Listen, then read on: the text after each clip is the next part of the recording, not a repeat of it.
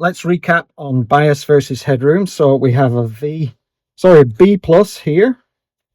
We have a transformer. So it's a single-ended amplifier, class A. Got a tube, 6V6.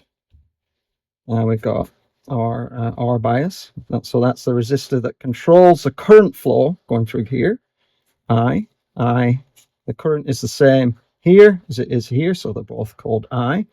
We measure the voltage across here, our V bias, and that gives us our current. And then we know that power equals I times V plate, which is the voltage here, VP, minus V bias.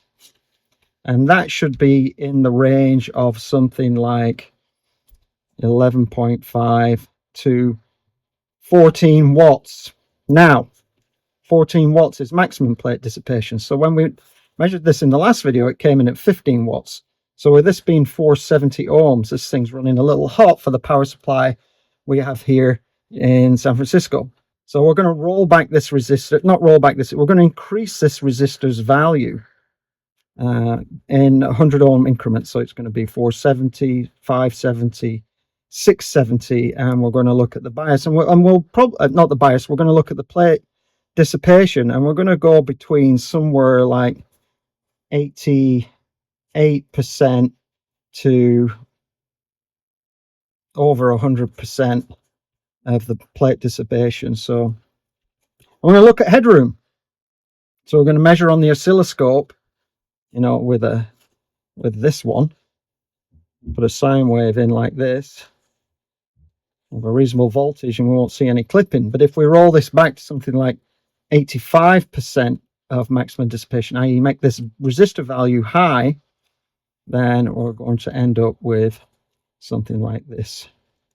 So it's clipping. So we've lost a lot of the headroom of the amplifier. So the goal, obviously, to taste is to get somewhere between this and this without having to change the tube every week, because, you know, the closer we get to this number, the life of this tube will reduce. So we'll put in a sine wave into the gate, V8, and then we're going to measure across the speaker the signal coming out, and check the headroom, and then choose a resistor value for here. Okay, so let's go ahead and do that. This is the measurement setup. So this here, that is our cathode resistor, cathode bypass capacitor.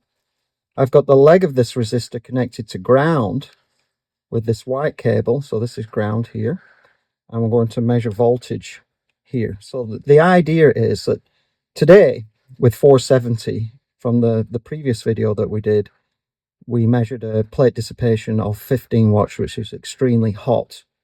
And so the idea is we'll get the scope and put in a signal through the amplifier, the 6V6 here, and then we'll measure the output, first biased hot with the 470, and then we'll slowly add resistance here and look how that affects the signal. So biased so hot, this isn't going to last very long, but it's got great headroom. So let's look what that headroom looks like. And then as we add more resistance here, we can see how our headroom decreases, and ultimately come to a conclusion of where we'd like to bias the amplifier in terms of sound versus tube life, and how hot or cold we decide to bias it, and what kind of tones we're going to get with that. Now we have the scope tied up to the speaker, and you can see we've got a sine wave coming out. This is a signal generator over here, and sine wave is not distorted. So if I increase the voltage, you can see there at that point we have clipping. So I'll wind the voltage back a little bit more, and now we have almost a clean sine wave. So we're going to call that our reference waveform with the particular 15 watt plate dissipation that we have now with the 470 ohm resistor. So we're going to add 50 ohms now to the to the cathode, and we're going to see what does that waveform look like. So it was 2 presses, 1, 2, about 200 more millivolts before we start to hit clipping. So let's wind that back, and we'll say that 200 millivolts there is the headroom with 15 watts of plate dissipation. Let's turn the amplifier on, and now I've added a 100 ohm in series with the 470, which gives me a measured value of 365, and the sine wave looks good. So I think I'm now at 12.6 watts, sorry, 13.1 watts, which is about 92% of the recommended of the plate dissipation. So if I increase the voltage a little bit more, still good. One more, and we're into clipping. So it's the same. We're going to do about a 200 millivolt increase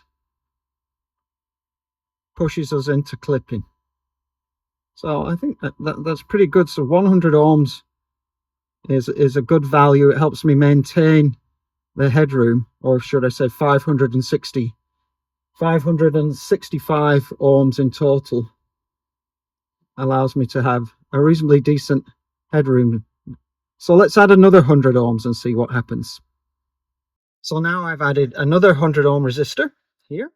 So that's 200 ohms over the 470, but that gives me 663 measured.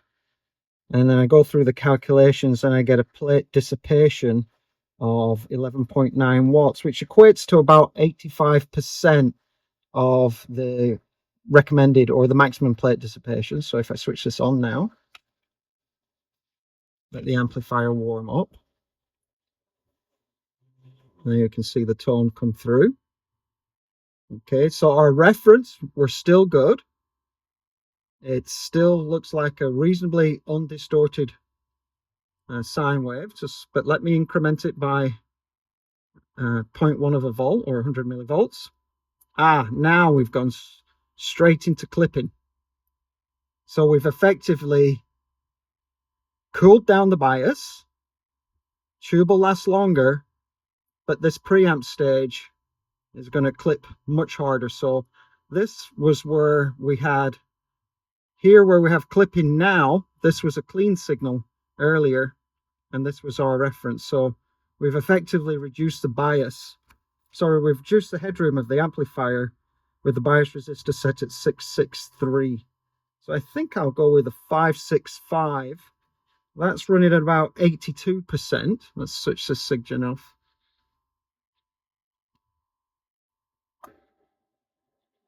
So if I go with 565 measured resistance, that's going to give me about 92%. So kind of hot, but I like it hot. And yeah, sure, I'll have to buy another tube, but I think it's worth having that cleaner, higher headroom on the amplifier. And you know, I don't use the amplifier every day as well, so I'd like to enjoy the higher headroom.